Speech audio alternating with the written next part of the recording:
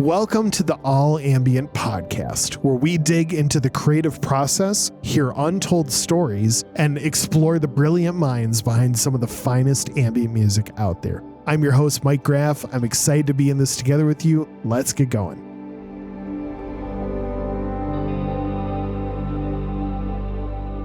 Again, welcome to the All Ambient podcast, everyone. My name is Mike Graff. I make music as Dear Gravity, and I had the chance to sit down with Ross Bartlett of Retland this week. Ross is not only an incredible artist, but also spends a good portion of his time in the field of psychology. And wow, the way that those two worlds interact, music and psychology, it was fascinating to me to get to explore how those two subjects interact with each other. And for someone to be so well versed in both of them, Ross brings a lot of unique perspective, and you can hear that not only in his heart, but also in the prolific amount of music that he creates. I'm not going to waste any more time. Let's get right into the conversation with Ross Bartlett of Retland.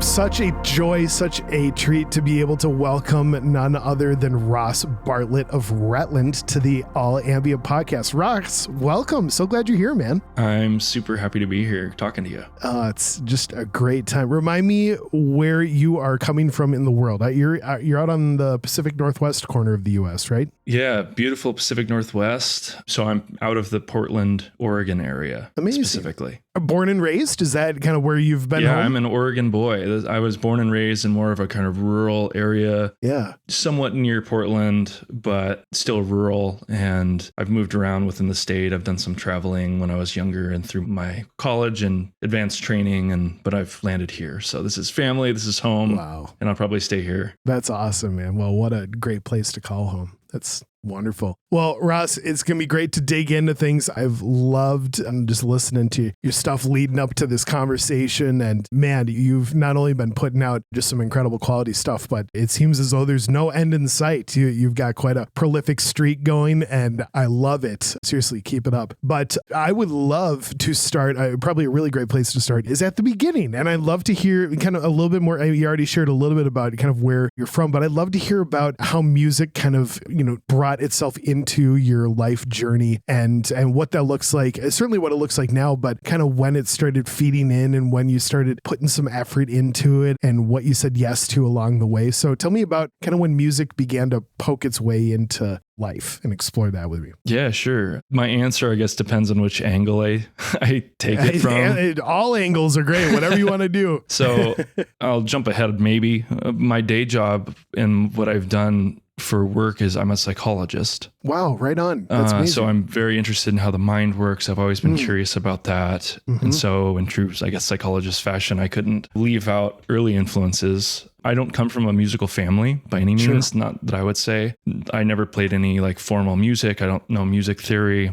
My parents didn't, my siblings did not. And so there's none of that, but I do have early memories of my mother and her joy of music and like dancing and singing and playing it in our living room. And that being something that I think has been a real influence and kind of instilled a love and intention to desire and want music. Yeah. And so that's, I think, probably more of an emotional and psychological attachment to that. It wasn't something I really paid attention to in a conscious way until I was, I would say, really in high school. Sure. I had an uncle who passed away, and he had this old electric kind of hollow body guitar. It was like a fairly cheap knockoff that I think he picked up in his travels internationally. Yeah. And my aunt donated that to me. She gifted it to me and said, "Hey, I don't have anything to do with this. Do you want to have it?" And I was like, "Well, I don't know how to play, but I guess I could try." Here we go. Yeah. Yeah, that was the real start. And once I did that, I enjoyed listening and consuming music, mostly I would say rock and metal and some of the grunge types of styles, which are really guitar focused. And so, as soon as I started to realize, maybe I could try to play this, I realized that I listened to music differently. I started to become interested and more attentive to the structure and, the melodic elements and kind of how it worked. And, slowly but surely I would get guitar tabs from the internet, the early internet, and work through trying to just teach myself guitar. And that was fun.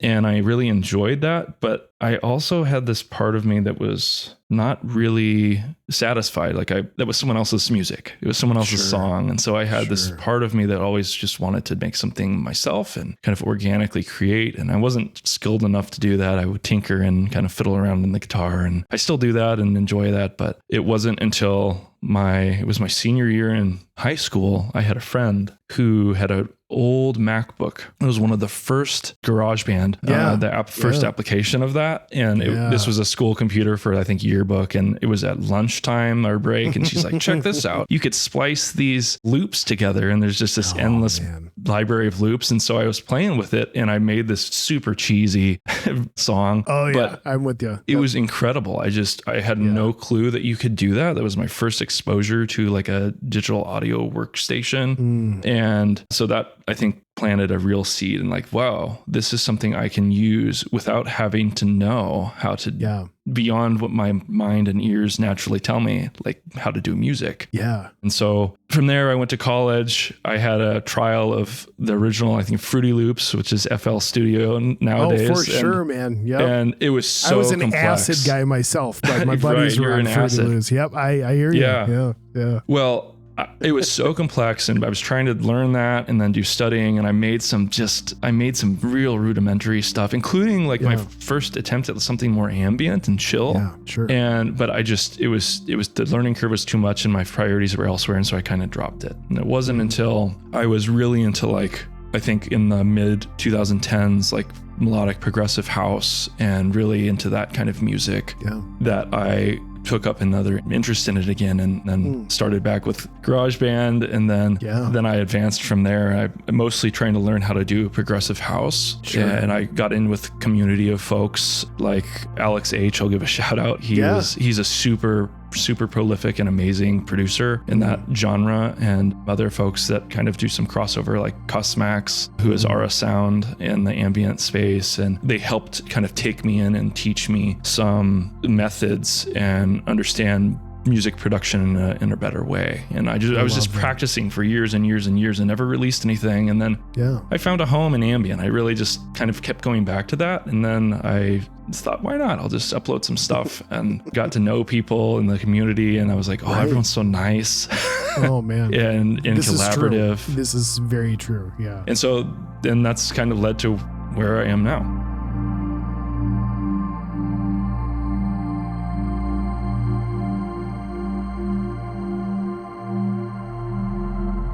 Wow, I love that. What a cool journey. Follow up on that. So you and I have loved just about every genre in like the quote, EDM bucket for, just for decades. You truly did not release any of the progressive house stuff that you were working on. It just exists on hard drives and probably on like burned CDs and stuff like that. But none of it is out in the world? Not a single bit? None of it is out in the world. Yeah, none of it's released. Do you still have it? Is it still floating around? So I have these hard drives that are full of works in progress. And I actually have a remix of a song that I did that's an ambient track that I independently released that actually is, I would think, technically my first more progressive house release track that'll be coming out next week, actually, next Friday. Nice. For this time. So that'll be, I'm going to tune in. Yeah. By the time that this podcast releases, it will have been out already. But yes, indeed. Right. So that'll be my first, technically. What's the name of the track? It's Halcyon Days. That's the original ambient by my Retland name. And then I have, it's going to be a remix by my other kind of progressive house that I started. Oh man. It's under a Retsky. So I kept the land versus sky. It's cheesy, but whatever. That's great. I think it's great. Oh man. Well, I can't wait to hear that. And I get like, clearly Retland is the heart of what you do and all that. But I mean, I'm always fascinated by those little turns and what leads from this to that and all that. It's pretty cool. Well, thank you so much for sharing that. And wow, I'm fascinated by, I truly cannot say that I have had a conversation with somebody who is both an incredible ambient musician and also a psychologist. You are a first in that for sure, which is awesome to me because I just got off talking with my friend Kirk. We Dream of Eden, another great ambient guy. But we were just talking about the concept of really what ambient music is doing internally and how it affects like the balmness of it. I think one of the terms he used was, it's like a scented candle for your mind sort of idea, which is laughable, but it's also like,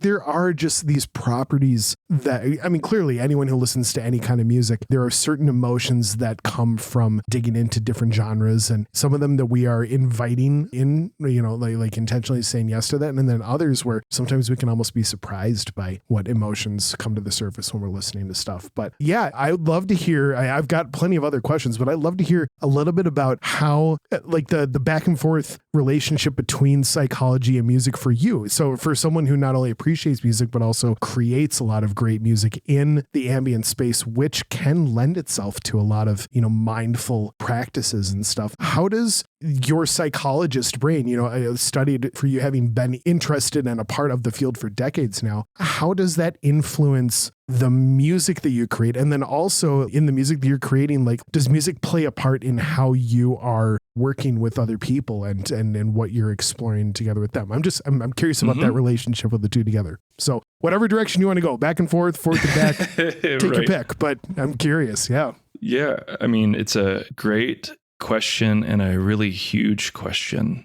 Sure. I guess where my mind takes it is that I think music, whether it is a very specific definition of the term or something that is more metaphorical, really represents an important part of life.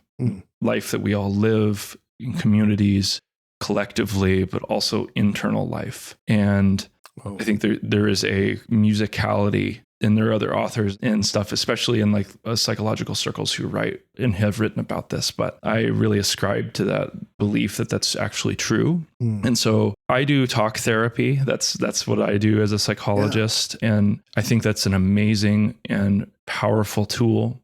And at the same time, language is limited. Right. So there are certain things that are ineffable that you just can't put words to. Right. And I think music helps to actually transcend that gap.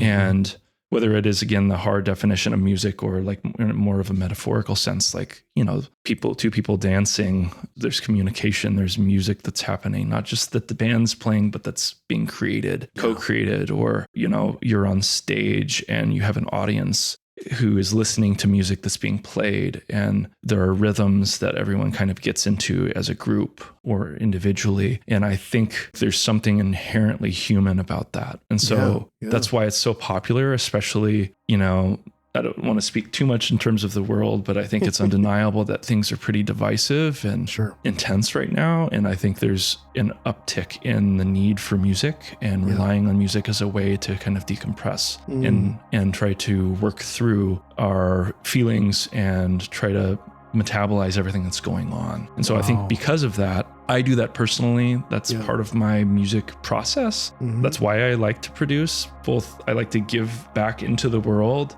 because I value music, but I also benefit from what's required for me emotionally and mentally to create. And that's something that I have to be in the right mood for it. If I'm not, I just listen to my body, and today's not the day. I'm not feeling it for one reason or the other, or I am, and I'm going to really lean into this when I have time, of course. And it's more of, I think, a mindful, as you said, you use the word mindful, it's a mindful practice for me. And that's why I don't see any kind of end in sight, as you even mentioned earlier.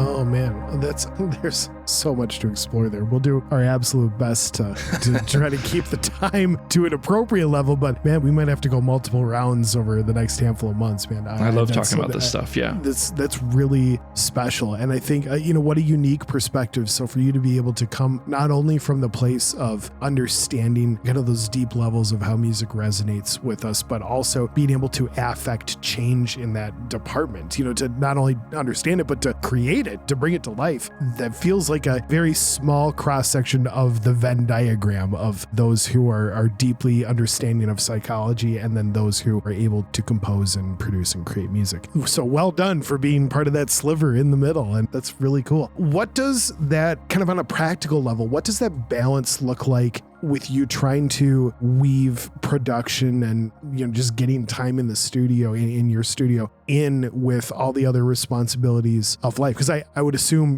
with your client load and then also, we talked offline a little before, but we're both, parents, we're both fathers to young children and just the busyness of all that. You're coaching soccer for your kindergartner, which is just a beautiful thing. It is just the beauty of the chaos that it is. Elementary school sports is just a world of its own and all that fun. But yeah, tell me a little bit about what that looks like for you. Are you really kind of judicious on your scheduling of all that, and you have to make sure that there are certain times that you're nailing stuff down, or is it I'm gonna pick it up when I want to pick it up, or when I have just when you sort of have the freedom to do so because you're prioritizing other things at other moments? What does that balance look like for you, Ross? Mm-hmm. Yeah, so don't have as much time as I would like, which I think everyone can say, regardless of being in music or not.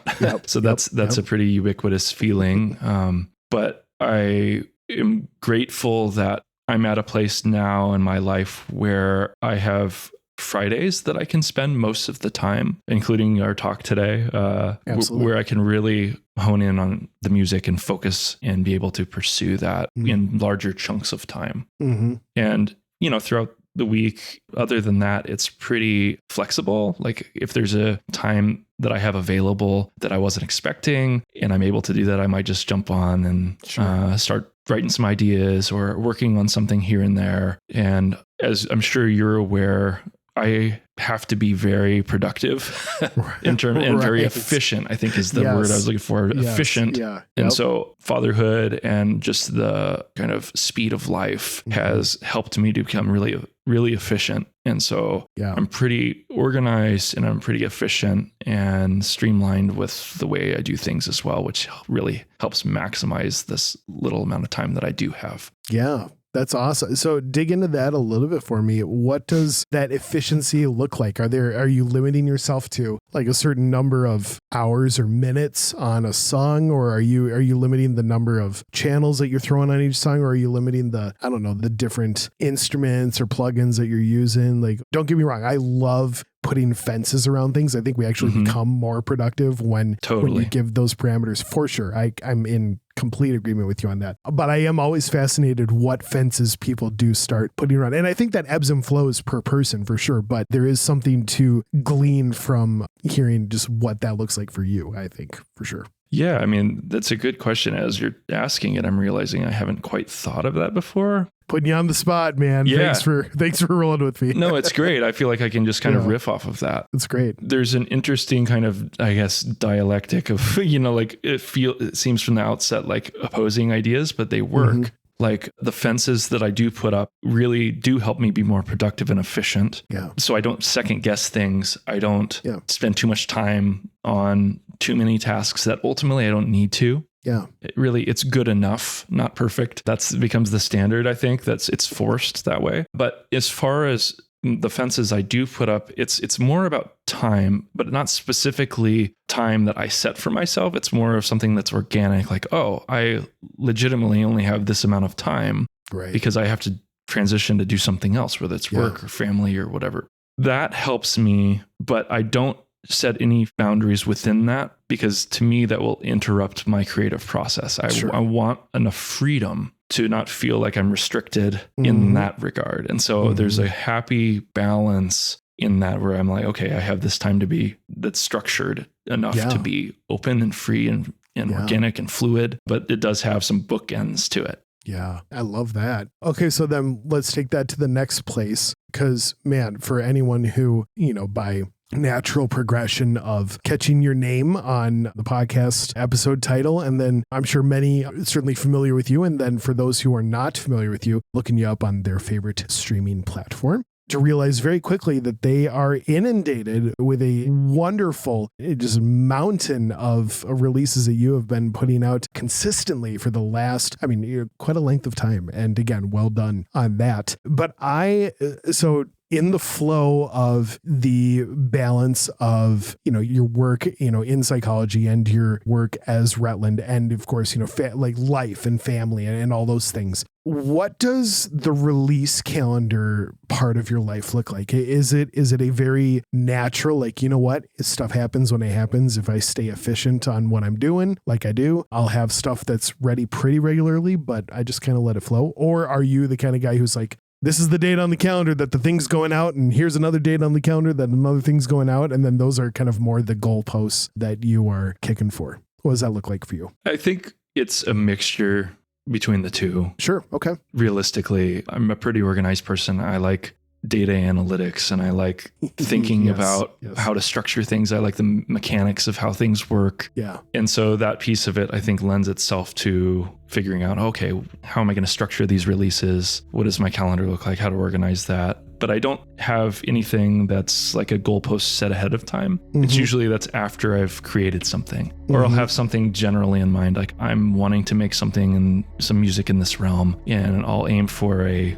rough, kind of loose date range, but not specific. And so I think for me, mostly it has to do with my releases are just a reflection of a commitment to my own process and this just being a routine. And so this is an active and important part of my life that I'm spending, at some point or another daily time pursuing and crafting and developing. Mm-hmm. And so that's kind of how it just naturally progresses. It's, there's all these ongoing releases that will happen, and it's because I'm just doing this all the time as is. And so that's the biggest piece, I would say, for me.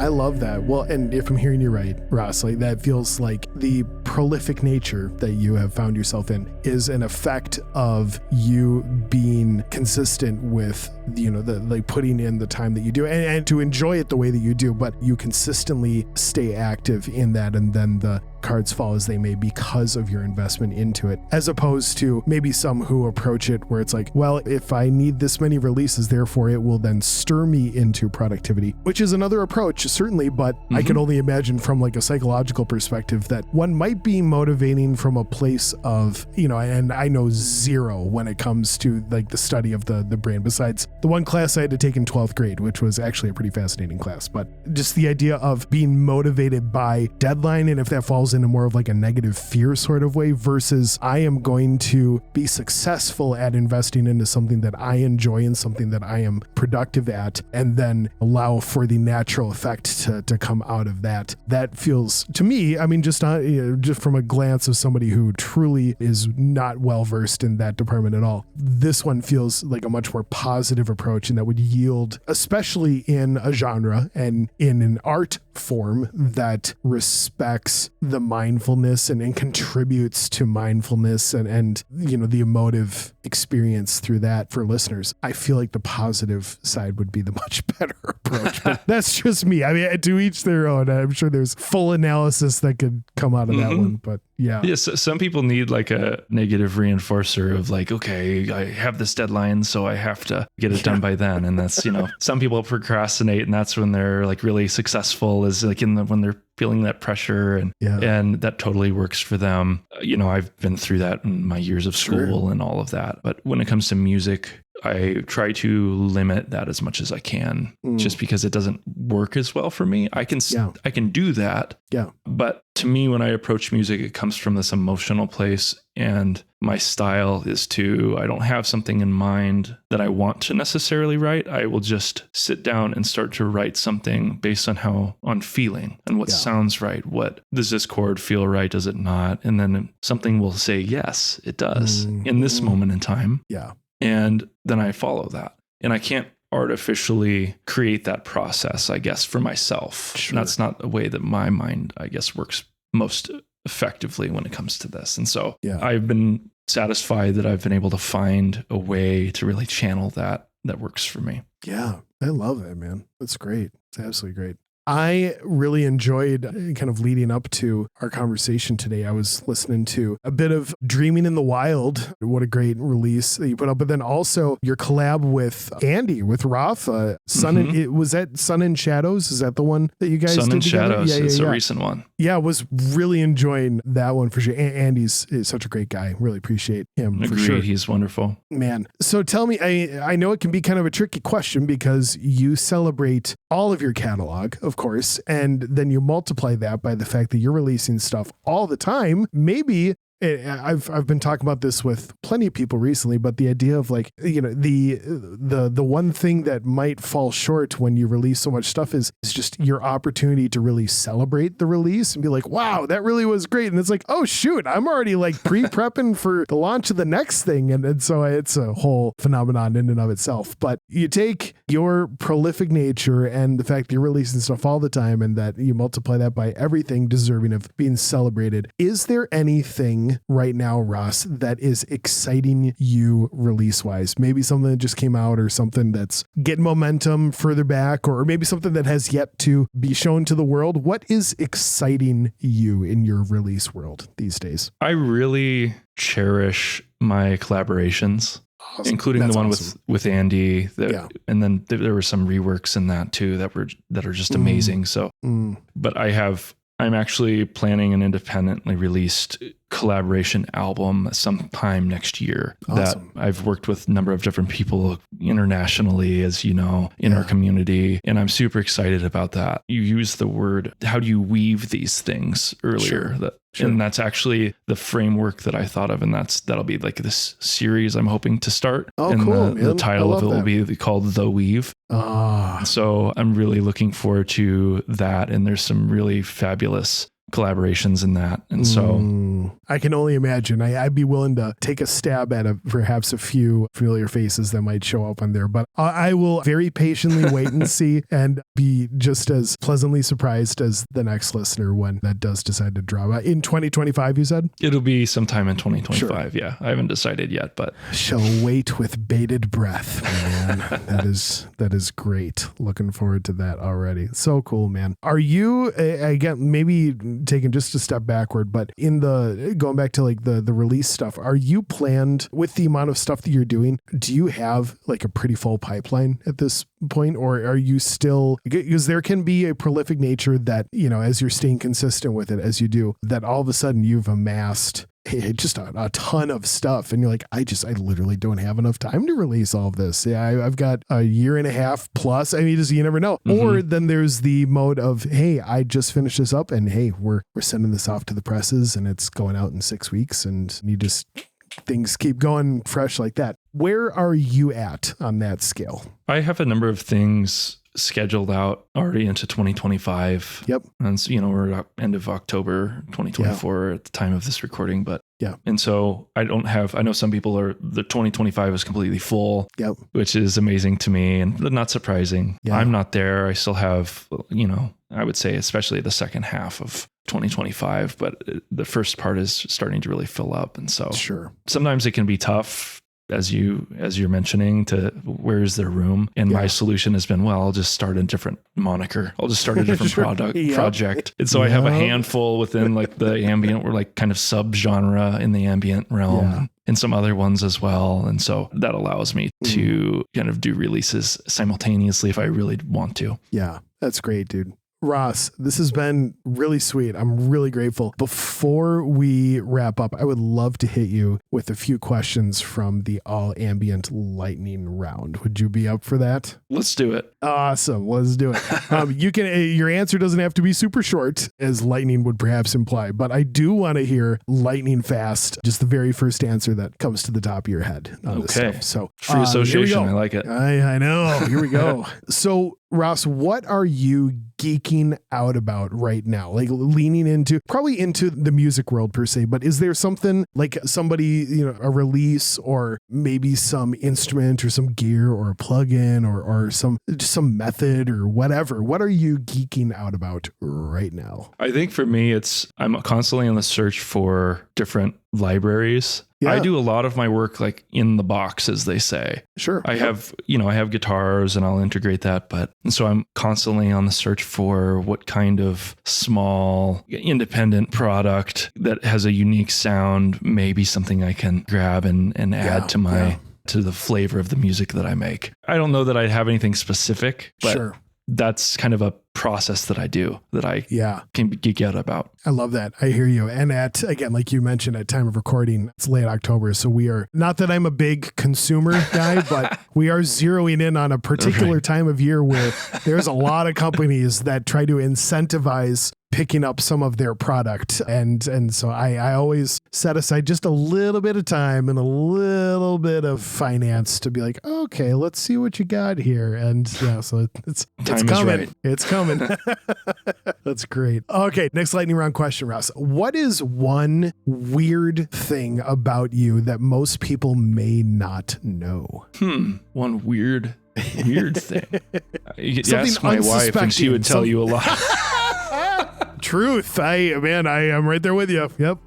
So I would say that I'm super into non-music related, something I've been really, really geeking out about and really following and looking into is things like interest in cryptocurrency. Oh, sure. Right and on. So that's something in I think macroeconomics, I'm like super nerdy when it comes to that and how these big systems work. And so I don't know that that's weird, but I spend my time doing music and then looking into macroeconomics. So you're able to pour very deep into some pretty serious multiple buckets, Ross. I mean, like you just music and creativity and like psychology and the whole, the crux of that, which is, I mean, one could spend 1,000 lifetimes in any of these departments and still just like crack the surface on that. And then, man, macro econ, look at you. That's, I love that. It's what a great pursuit. That's awesome. I'm sure that the whole crypto world is going to factor into the music side of things more and more as we go. There were bits and pieces like when the NFT thing started spiking up, and I don't think that was like a full realization of what might become, but I am fascinated by the idea of fungible and non-fungible and what it looks like the digital trail on that stuff is pretty fascinating. So we'll see where it goes. Me as well. I'm curious where it heads. Well, we're here for the ride. There you go.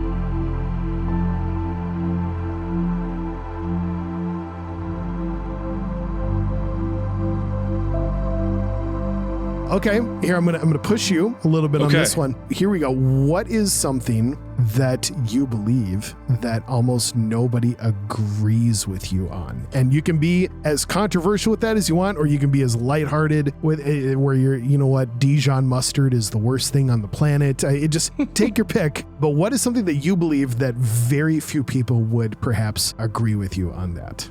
I don't know about few people. This is what comes to mind, but sure. So I really believe in so this has to do with sports and athletics. Yeah. People get really into it. Parents get really into it. Fans get really, really into it. And I think that's amazing and it helps drive interest and support, but it becomes something that needs to, in my opinion, be much more hands off. And I think what's happening is there's actually a lot of damage that could be done in an unnecessary but also an unwitting way by kind of living through one's child, for example, and supporting kids, and it can really kind of take over for them. And so I'm a real proponent about like setting really hard boundaries. And I think audiences and fans and parents of kids who are athletes should really take a deep breath and like back off and not pressure their kids as much,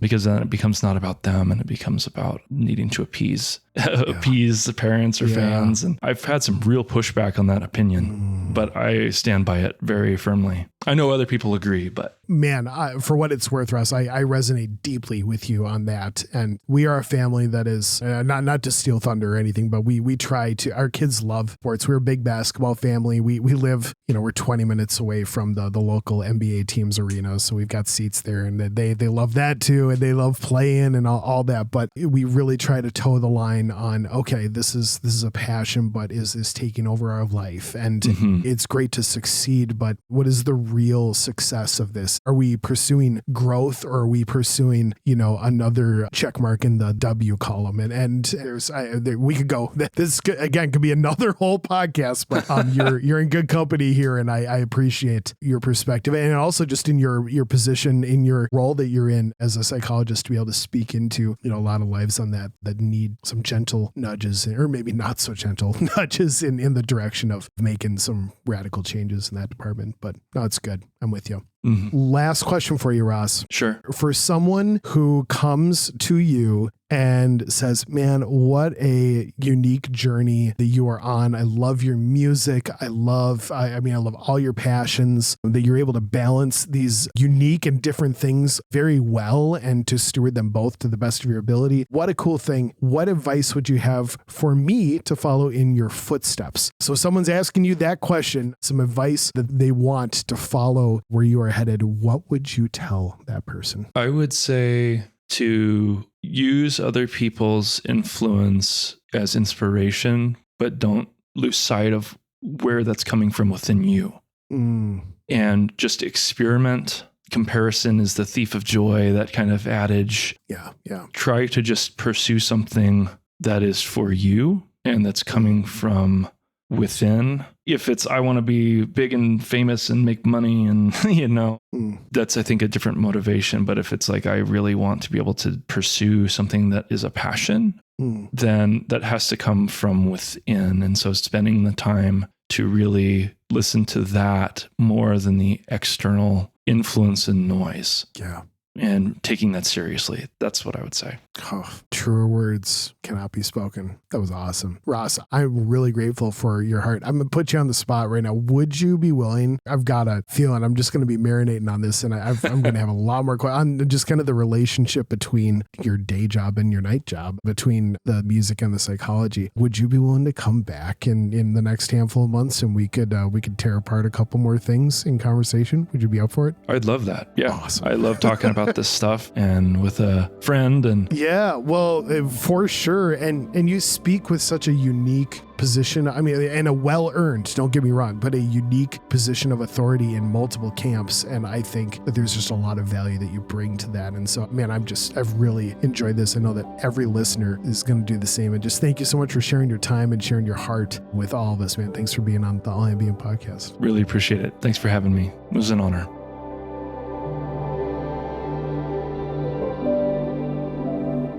Thank you for listening to the All Ambient podcast. Make sure you subscribe to the podcast so you can catch every conversation we have with all these incredible people who share the same passion. I'm looking forward to the next time, and I hope you are too. Can't wait to see you then, and until then, have an incredible day. Here's hoping this music and the heart behind it makes your day and life that much better. We'll see you next time.